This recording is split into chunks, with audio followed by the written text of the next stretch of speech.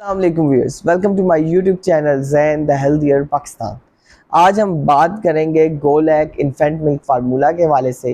गोलैक infant milk formula जो है वो 0 to 6 मंथ्स के बेबी के लिए एक बेहतरीन जो है वो इन्फेंट मिल्क पाउडर है।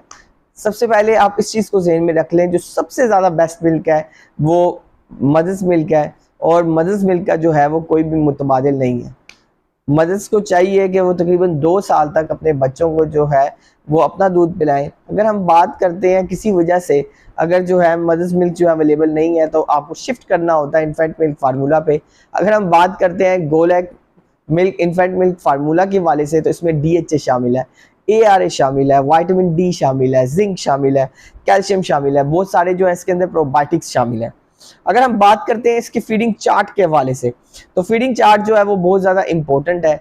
फीडिंग चार्ट को आपने लाजमी फॉलो करना है, क्योंकि इससे अब पता चलता है कि कितने स्कूप्स आपने अंदर डालने हैं और आपने कितना वाटर डालना है और आपने कितने टाइम जो है बच्चे को फीड करवानी है। अगर हम बात करते हैं 0 to 2 वीक्स के बेबी की, तो उसमें आपने 3 स्कूप्स डालने हैं, और 3 स्कूप्स जो हैं वो आपने 3 ओंस के अंदर डालने हैं, जो तकरीबन बनता है 90 ml।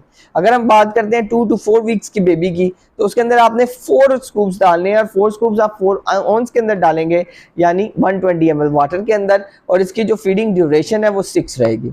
अगर हम 1 to 2 मंथ्स के बेबी की बात करते हैं, तो उसमें आपने 5 स्कूप्स डालने हैं, और 5 स्कूप्स जो है वो 5 ओंस के अंदर डलेंगे, यानी 120 ml, और 5 to 6 जो है इसकी क्या होनी चाहिए ड्यूरेशन, यानी जो फीडिंग आपने जितनी बार देनी है।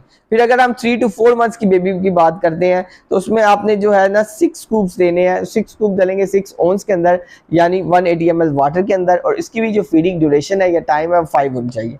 अगर हम 4 मंथ से ऑनवर्ड बेबी की बात करते हैं, तो उसमें आपने 7 स्कूप्स देने हैं, और 7 स्कूप्स आपने 210 ml वाटर के अंदर देने हैं, जो कि और जो फीडिंग ड्यूरेशन है वो होनी चाहिए 5।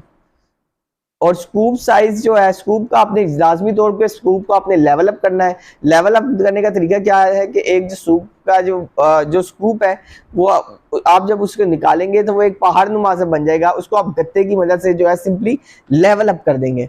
फिर स्कूप को लेवल अप करने के बाद जो बाकी इसके बाद हम बात करते हैं इसकी प्रिपरेशन के लिए। प्रिपरेशन के लिए सबसे ज़्यादा ज़रूरी ये है कि आप हाथों को अच्छी तरीके से धो लें। फिर उसके बाद आप पैन को या यूटेंसिल्स को आप फीडिंग जो है जो फीडिंग ब्रश के ज़रिए जो है फीडर को अच्छी तरीके से धो लें। फिर उसके बाद वाटर को बॉईल करें। वाटर को बॉईल करने के बाद जो है उसे मॉडरेट टेम्परेचर पे लाएं। फिर उसके बाद फीडिंग बोतल के अंदर डालें जितना रिक्वायर्ड जो है फीडिंग चार्ट में मेंशन है। फिर उसके बाद जितने स्कूप्स मेंशन है वो डालें और अच्छी तरीके से लाएं।